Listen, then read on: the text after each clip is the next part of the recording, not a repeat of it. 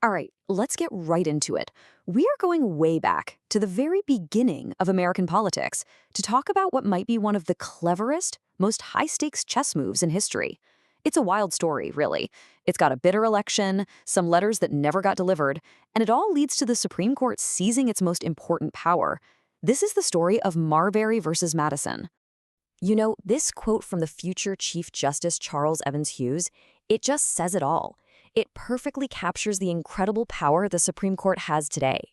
They're the ones who get the final say on what the Constitution actually means. So you have to wonder, where did this power come from? It's not like it was spelled out in the Constitution in big, bold letters. Nope. This huge authority was basically created in a single, brilliant move that was born out of a national crisis. So how on earth did they pull it off? To really get this case, you first have to understand the complete chaos that was happening at the time. The election of 1800, well, it was a political earthquake. The guy in charge, John Adams and his Federalist Party, they lost big time to their arch rivals, Thomas Jefferson and the Democratic Republicans. And let me tell you, the handover of power was not pretty. Now, here's something that's kind of wild to think about today. Back then, the Supreme Court was basically a nobody. I mean, it had no real power, no prestige.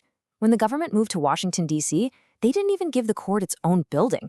They stuck him in a cramped little room in the Capitol, which someone later called a mere potato hole of a place. Seriously, it was, by far, the weakest branch of the new government. So in the last few days he was president, John Adams and his Federalist buddies were in a full-blown panic. They started creating a bunch of new judge positions and frantically filling them with their own people. The new Chief Justice, a guy named John Marshall, was also still Adams's Secretary of State. So it was his job to get all these official appointment letters, or commissions, delivered.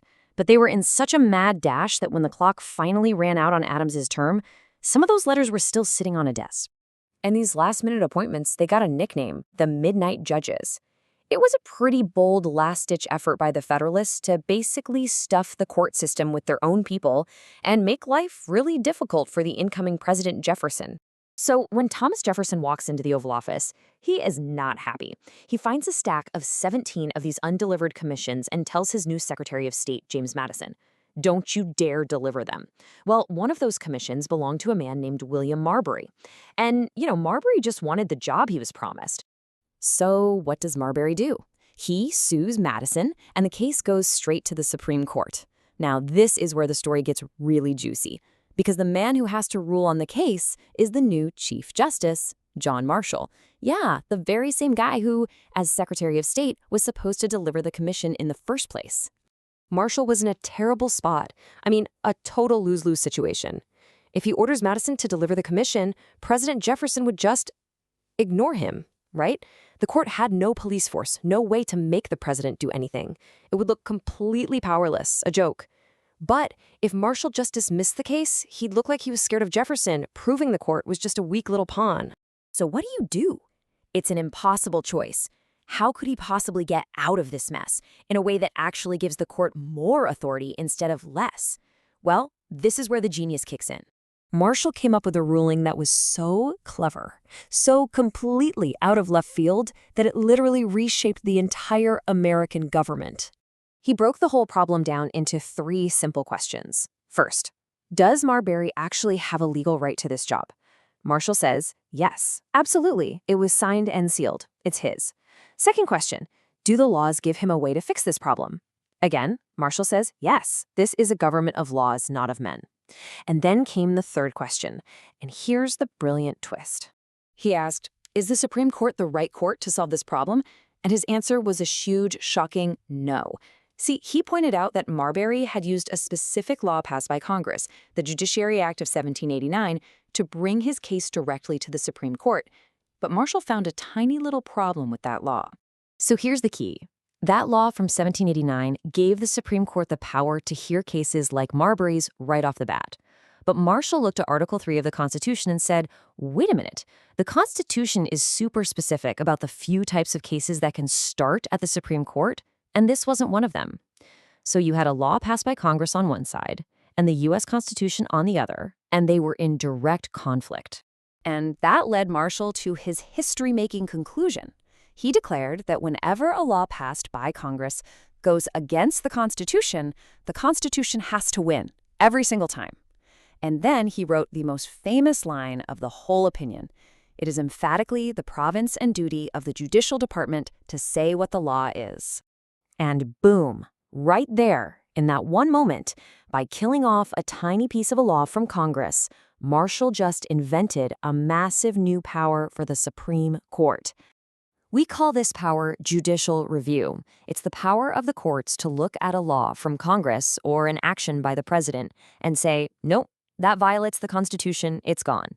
And believe me, this was not a power the court had ever successfully used before. I mean, just think about how brilliant this was. William Marbury, he never got his job.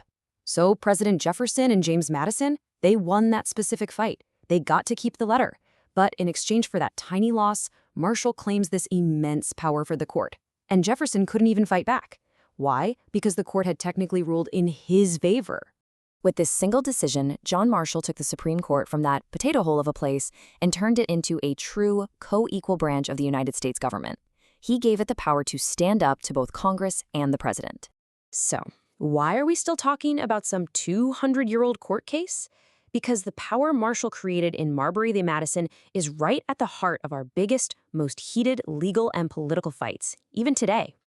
Its legacy is, well, it's complicated. On the one hand, this case established the court as the ultimate guardian of the Constitution. It proved that no one is above the law. But on the other hand, it created this fundamental tension in our democracy. Should 9 judges who are never elected have the power to overturn laws passed by the people we do elect? It's a huge debate. And get this is an incredible fact. The court itself seemed to understand just how massive this new power was. They didn't use it again to strike down another act of Congress for 54 years, not until the horrible Dred Scott decision in 1857. And that leaves us with the big question that America is still wrestling with all these years later. Is this power, judicial review, the thing that protects our Constitution? Or is it, as a very angry Thomas Jefferson called it, a despotic usurpation of power? The answer to that question is still shaping the country we live in today.